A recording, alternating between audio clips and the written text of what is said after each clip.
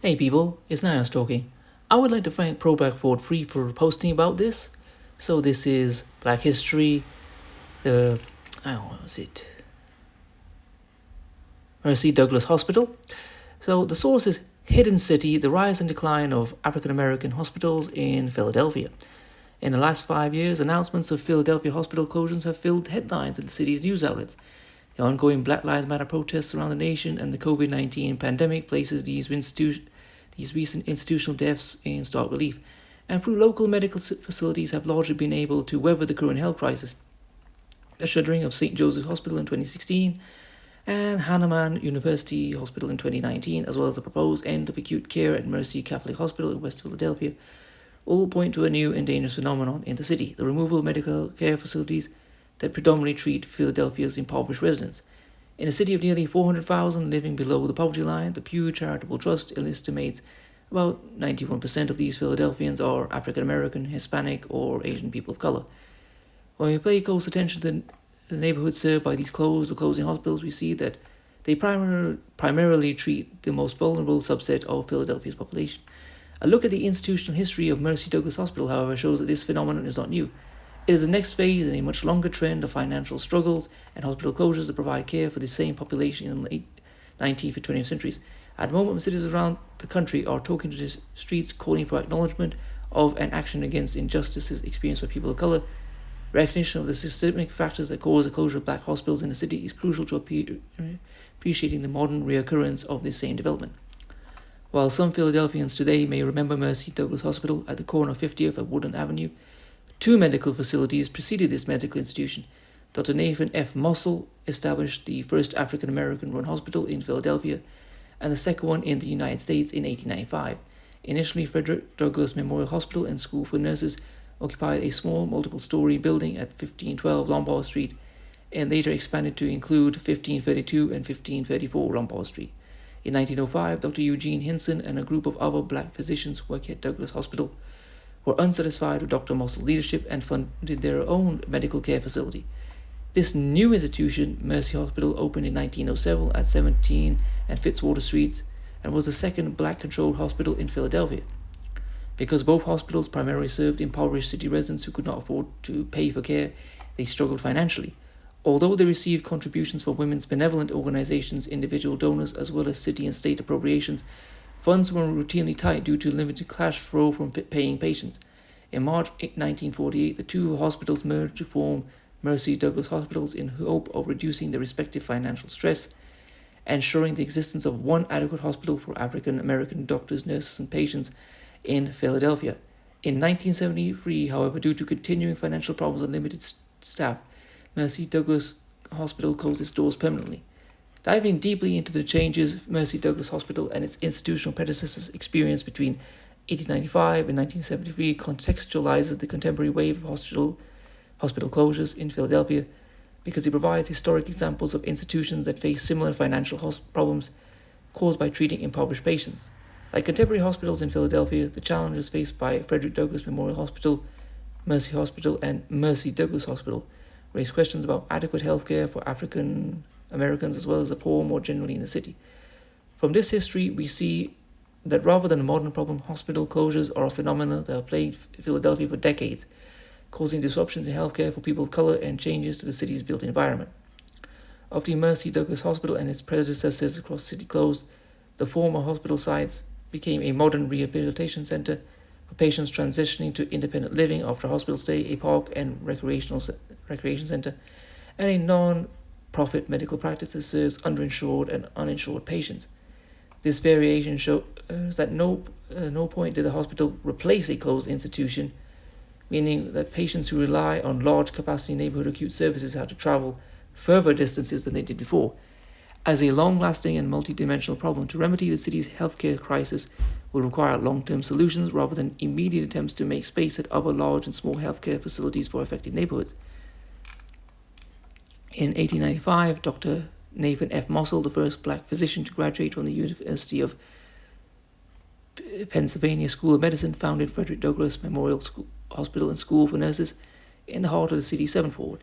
As an early institution, helped launch the Black Hospital movement, Mosul intended for this hospital to provide adequate medical care to the city's black residents.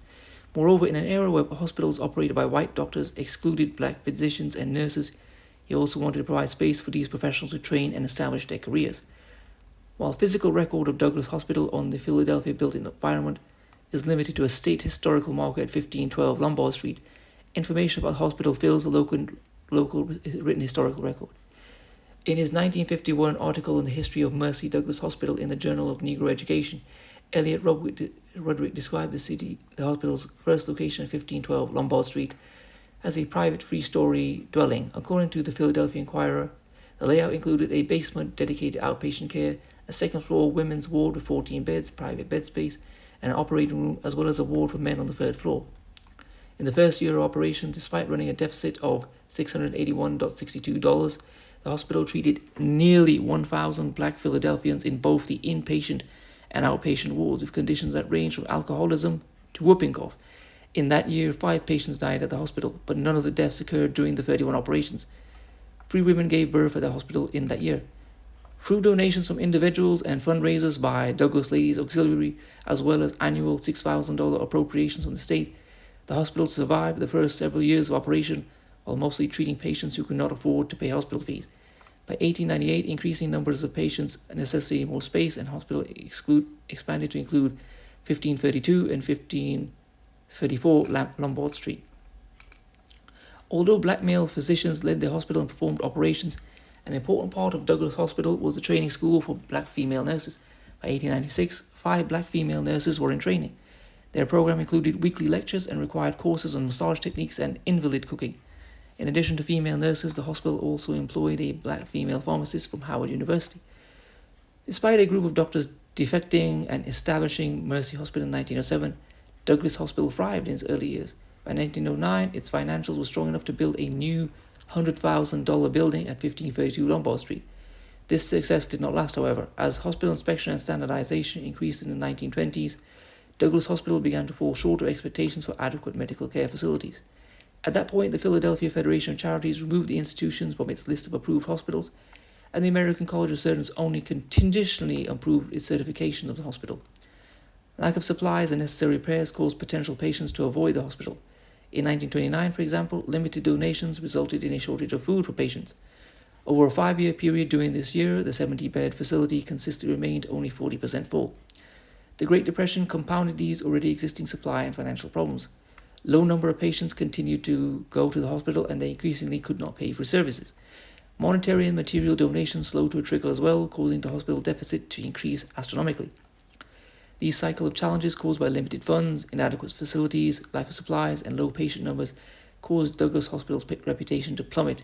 In 1942, during discussions about merging Douglas Hospital and Mercy Hospital, the Pennsylvania State Board of Medical Education and Licensure removed the hospital from the list of approved institutions to train medical interns.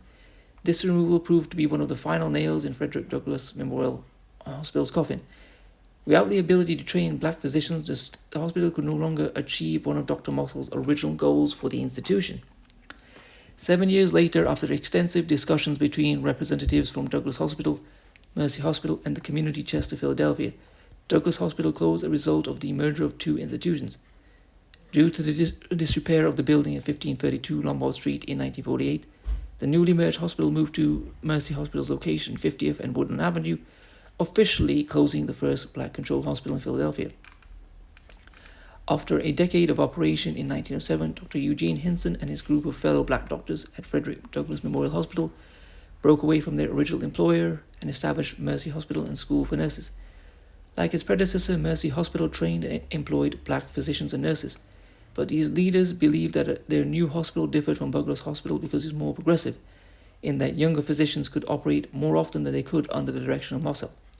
The structures Mercy Hospital occupied between 1907 and 1948 mirrored the evolution of hospitals from small, multi-story buildings to large complexes. In his History of Mercy Douglas Hospital, Elliot Roderick described the first building as a private dwelling on the northwest corner of 17th and Fitzwater Streets that the group of doctors purchased for $9,900. In the first years of operation, Mercy Hospital struggled to obtain necessary supplies and money to employ employees. By 1919, however, the hospital's financial situation and attendance had improved enough that its board expanded the institution by purchasing the Episcopal Divinity School on 50th and Woodland Avenue. With this new acquisition, Mercy Hospital provided over 100 beds for patients and employed more than 50 doctors. This was the point at which Mercy Hospital and predecessors began to diverge. As Douglas Hospital's reputation deteriorated in the 1920s, Mercy Hospitals remained more positive. Potential patients avoided Douglas Hospital and instead went for treatment at Mercy. When talks of a merger began in the early 1940s, Mercy doctors deplored the idea because of Douglas Hospital's poor reputation, including a perceived hierarchy existing between the two institutions. By the end of the decade, despite 71% of patients unable to pay for hospital services, Mercy Hospital raised enough money to build a new nurses' home, power plant, and a laundry. Unfortunately, the Great Depression disrupted the success, and like Douglas Hospital, Mercy plunged into financial trouble from which it never fully recovered. Throughout the 1930s and 40s, Mercy Hospital continued to struggle financially, just like its counterpart on Lombard Street. It accrued mounting debt, and although physicians and staff resist discussions about the possible merger between two institutions, the reality of the two Philadelphia African American hospitals failing to meet basic standards for supplies and facilities resulted in the 1948 merger. The institutional history of Mercy Douglas Hospital continued much like its predecessors, a cycle of hope for adequate care and training spaces for black patients and doctors, followed by years of decline and eventual closure. Soon after the merger, the Oversight Committee chose the Mercy Hospital location at 50th and Woodland Avenue in West Philadelphia for the new hospital's location. Between May and late June 1948, the Douglas Hospital location on Lombard Street remained open as the Mercy Douglas Obstetrics Division, while 50th and Woodland served as the General Hospital. This arrangement did not last, and the Philadelphian Tribune announced the closure of the Lombard Street facility on June 29, 1948. This committee in charge of the merger preferred the Mercy Hospital facility at 50th and Woodland Avenue, as it included far more space than the Douglas Hospital location. Not only did this address have a large number of hospital beds, it also boasted a more modern school for nurses, several outbuildings that could be remodeled, and ample grounds for future expansions. Although 50th and Woodland provided exciting opportunities for future expansion, the first director of Mercy Douglas, Dr. Wilbur B. Strickland, a black physician who spent part of his career as a hospital administrator for the United States Army, inherited the challenges of the new hospital's predecessor. Just after the merger, Mercy Douglas lacked sufficient oxygen, blood, and medication to treat patients. By remedying these shortages and implementing structures such as increasing staff efficiency and adding departments that would increase revenue, he hoped to ensure the hospital's long-term success. Despite Strickland's goals as well as those of his successors, Mercy Douglas remained in financial distress. Elliot Rudrick believed that the root of the problem was that the hospital treated far too many patients who could not pay hospital fees. With 82 beds available in the hospital and just 22 available in private and semi-private rooms, he argued that patients with the financial means to pay for treatment turned away in favor of hospitals that offered more privacy and less charity. The Philadelphia Tribune July 1973 headline announcing the closure of Mercy Douglas Hospital reiterated the financial problems that plagued the institution. The hospital read, "Money problems, lack of doctors, nurses force Mercy Hospital to close," and first pointed the consistency with which financial and staffing problems troubled the hospital and its predecessors. The article also referred to the merger as a shotgun wedding, indicating that it may have been ill-advised and doomed from the start. Due to existing problems each of the former institutions brought to the merged hospital. Despite this rather critical stance towards Mercy Douglas and the challenges that caused it to close, the Tribune lamented the shuttering of the city's only black hospital. It called this moment a sad day for Philadelphia's black community and the closure the death rattles of former proud black citizens of Mercy. The closure of Mercy Douglas Hospital in 1973 ended the tumultuous history of this institution and its predecessor, Mercy Hospital and Frederick Douglass Memorial Hospital. From its institutional history, we gain a window on the success and challenges faced by black-controlled hospitals from the late 19th to the mid-20th century. Each of these stories allows us to see how black doctors and nurses established and operated care facilities for African American patients in a period where pervasive racism may have prevented them from receiving adequate treatment in white-run hospitals. We also see the strong emphasis African American hospital administrators placed on creating space for black doctors and nurses to train when they were denied such opportunities in white-run hospitals. But the story of Douglas Hospital, Mercy Hospital, and Mercy Douglas Hospital are as tragic as they are illuminative. They show us that financial difficulties caused by treating impoverished patients of color led to their demise. Cycle of supply shortages, inadequate facilities, debt and closures plague these facilities. These stories illustrate that without the resources of an association of the contemporary hospitals of the University of Pennsylvania, for example, Mercy Douglas could not survive. What do these 20th century hospital closures teach us about modern closures? St. Joseph Hospital, Hahnemann Hospital, and Mercy Catholic Hospital. Each of these three hospitals that have closed or will likely close predominantly treat poor communities of colour. Their removal cause or will cause shifts in and where these communities receive acute care. The 20th century closures teach us that this phenomenon is not new. When the Frederick Douglass Memorial Hospital building on Lombard Street closed in the summer of 1948, patients who lived in the vicinity of the hospital made the same shift. Again, in 1973, patients in the vicinity of 50th Woodland was suddenly without access to healthcare in their neighbourhood. In particular, when the international COVID-19 pandemic bears down on the city and Philadelphians join national protests calling for racial justice, the closure of contemporary local hospitals is especially striking. When citizens across the city recognize the long-term impacts of systematic racism, empty space in Hahnemann sits unused while other hospitals strive to meet the needs of impoverished patients. This moment shows the dangerous consequences of eliminating the city's medical care facilities. But the current crisis should not distract from the long history of hospital closures in the city. At the institutional histories of Mercy Douglas Hospital and its predecessor show, Philadelphia has experienced hospital closures in critical areas for decades. The historical roots then mean that a solution must address systemic factors that cause and have caused these institutions to close, rather than on temporary adjustments to ensure affected populations populations receive the care they need in the immediate future. So there's some things I want to talk about. The thing they keep saying is poor patients, and we can't ignore this and just say black patients are poor just because. They're not poor because they're stupid, they're not poor because they're lazy, or because they just want to be. They are poor because of systematic disenfranchisement. The least amount of investment goes into black neighborhoods. The most policing goes into black neighborhoods to lock them up and terrorize them. There, things like the housing discrimination that happened from the 1934s onwards. FHA home loans meant that black people could not buy their own homes. Buying a home was an increase of generational wealth. Black people could not own their homes. So black neighborhoods become poorer. Less poorer means less money for the local schools, because schools are funded on what? Property taxes. Less money for schools mean a poorer educated community that cannot find solutions to their problems, educate themselves, become black professionals, entrepreneurs, and businessmen, and make a better neighborhood. A poorer neighborhood means that there's less people who can pay for a black hospital. And the fact is, all the United States government works to systematically deprive all black institutions of funding. If they do exist, they get the least amount of money, they are undermined, often they get harassed by white vigilantes or racists, and there is no impact by the police. It is sometimes that the police themselves come and harass black institutions by suddenly turning up and harassing them. In fact, recently I saw a post about a black area in London, called I think the Soho, and how they drove out many black businesses because they would over-police them and harass the business owners. They would obstruct access to their shops, etc., etc. Yes, and I want to bring this attention to other things. So, a common thing that racist people will say is, well, you got so many black folks who are now millionaires or billionaires.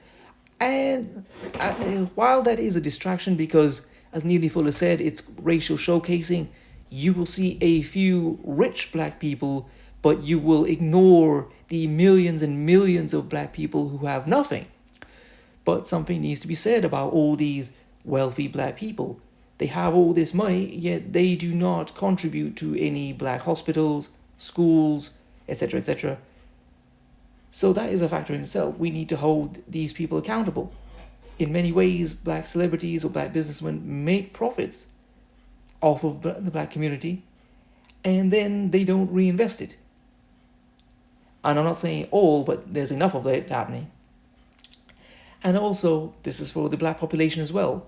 Typically speaking, when there is black institutions or black people who want to do something positive, it is very difficult to get funding or support. If it's something stupid or ridiculous, it will get money.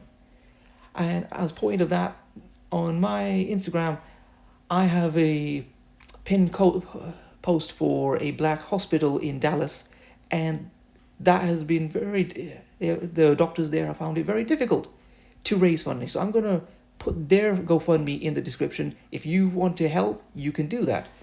So anyway, thank you for listening. Please comment, rate, share, and subscribe. Peace.